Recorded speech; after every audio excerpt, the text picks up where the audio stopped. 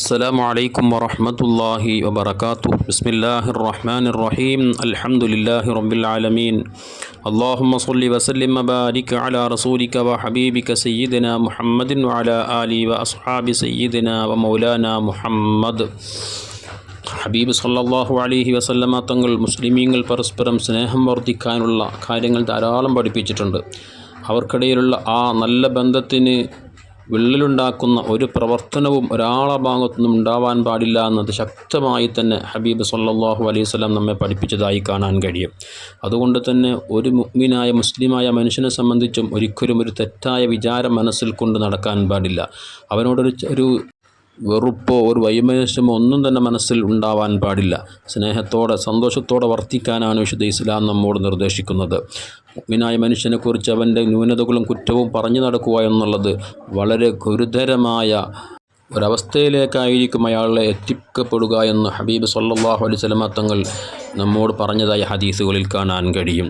കാരണം ഒരു മുഅ്മിനായ മനുഷ്യൻ്റെ ന്യൂനത ഒരാൾ കുത്തിച്ചുന്ന് അന്വേഷിച്ച് ജനങ്ങൾക്കിടയിൽ അവനെ വഷളാക്കാൻ വേണ്ട ശ്രമം നടത്തിയാൽ അതിനേക്കാൾ ഗൗരവമുള്ള വിഷയത്തിൽ അവൻ അകപ്പെട്ടുകൊണ്ട് അവൻ ജനങ്ങൾക്കിടയിൽ വഷളാകുന്നൊരവസ്ഥയിലേക്ക് അവൻ എത്തിപ്പെടും. നിങ്ങൾ നോക്കൂ, ബഹുമാനപ്പെട്ട ഇമാം അബൂ ദാവൂദ് റളിയല്ലാഹു തആല അൻഹു അബൂ ബർസത്തുൽ അസ്ലമി റളിയല്ലാഹു അൻഹുവിനെ തൊട്ട് ഉദ്ധരിക്കുന്ന ഹദീസിൽ കാണാം, മുത്ത് ഹബീബ് സല്ലല്ലാഹു അലൈഹി വസല്ലം തങ്ങൾ പറയാ, യാ മഅശറ മൻ ആമന ബിലിസാനിഹി വലം യദ്ഖുലിൽ ഈമാനു ഖൽബഹു. ഓ ഹൃദയം കൊണ്ട് ഹൃദയത്തിലേക്ക് ഈമാൻ ഇറങ്ങാതെ ഒരു നാവ് കൊണ്ട് മാത്രം വിശ്വസിച്ച ആളുകളെ, എത്ര ഗൗരവമുള്ള വാക്കാണ്. നമ്മുടെ വിശ്വാസം അത് നമ്മുടെ ഹൃദയത്തിൽ അത് ദൃഢമാവണം, രൂഢമൂലമാവണം. എന്നിട്ടായിരിക്കണം നമ്മുടെ മറ്റുള്ള പ്രവർത്തനങ്ങൾ, നമ്മുടെ അവയവങ്ങളെ കൊണ്ടൊക്കെ അത് പ്രകടമാകേണ്ടത്. ഹൃദയത്തിൽ ഈമാനില്ലാതെ വെറും പ്രകടനം കൊണ്ട് മാത്രം ഒരിക്കലും ഒരാൾ പരിപൂർണ്ണ വിശ്വാസിയാകുന്നില്ല. മുത്തനബി തങ്ങൾ ഇവിടെ വളരെ ഗൗരവമുള്ള വാക്കാണത്. അവിടുന്ന് പറഞ്ഞു, ലാ തഗ്താബുൽ മുസ്ലിമീൻ. നിങ്ങളൊരിക്കലും മുസ്ലിമീങ്ങളെ കുറ്റം പറയാൻ പാടില്ല, അവരെ പരദൂഷണം പറയാൻ പാടില്ല. യഥാർത്ഥ വിശ്വാസമുള്ള വ്യക്തിക്ക് ഒരിക്കലും മുസ്ലിമിനെ കുറ്റം പറയാൻ സാധ്യമല്ല. എന്നിട്ട് അവിടുന്ന് പറഞ്ഞു, ലാ തത്തബിഉ ഔറാത്തിഹിം. അവരുടെ ന്യൂനതകൾ ഇങ്ങനെ പിന്നാലെ നടന്ന് കുത്തിച്ചുത്തി അന്വേഷിക്കുക എന്നുള്ളത് ചെയ്യാൻ പാടില്ല. ഫഇന്നഹു മൻ ഇത്തബഅ ഔറാത്തിഹിം. വല്ലൊരുത്തനും മുഅ്മിനായ മനുഷ്യൻ്റെ ന്യൂനതകൾ കുത്തിച്ചൂന്ന് അന്വേഷിച്ചാൽ യത്തബഉല്ലാഹു ഔറതഹു. അവൻ്റെ ന്യൂനതകൾ അല്ലാഹു തആല വെളിപ്പെടുത്തും.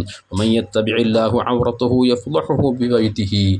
നബി സല്ലല്ലാഹു അലൈഹി വസല്ലം തങ്ങൾ പറയാ, വല്ലൊരുത്തൻ്റെ ന്യൂനത അല്ലാഹു തആല എങ്ങാനും വെളിവാക്കാൻ ഉദ്ദേശിച്ചാൽ അവൻ അവൻ്റെ വീടിൻ്റെ ഉള്ളിൽ ഒളിച്ചിരുന്നാലും അതെല്ലാം അല്ലാഹു തആല അവൻ ജനങ്ങൾക്കിടയിൽ വശനാക്കാൻ അല്ലാഹുവിന് കഴിയാത്തതൊന്നുമില്ലല്ലോ.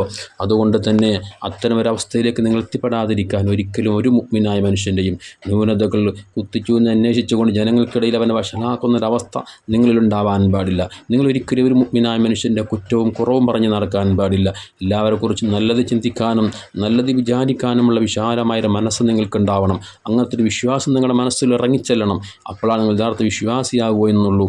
എന്നാൽ അതൊരിക്കലും മറ്റുള്ള ആളുകൾക്കിടയിൽ വഷളാക്കുന്ന ഒരു സ്വഭാവം നിങ്ങളിൽ ഉണ്ടായിക്കഴിഞ്ഞാൽ നിങ്ങൾക്കായിരിക്കും അതിൻ്റെ പരിണതഫലം നിങ്ങൾ അനുഭവിക്കേണ്ടി വരുമെന്നുള്ള ഒരു ശക്തമായ മുന്നറിയിപ്പാണ് ഹബീബ് സല്ലല്ലാഹു അലൈഹി വസല്ലം തങ്ങൾ നമുക്ക് മുമ്പിൽ വച്ചിട്ടുള്ളത്. അല്ലാഹു തആല നമ്മുടെ ഹൃദയങ്ങൾ നന്നാക്കട്ടെ.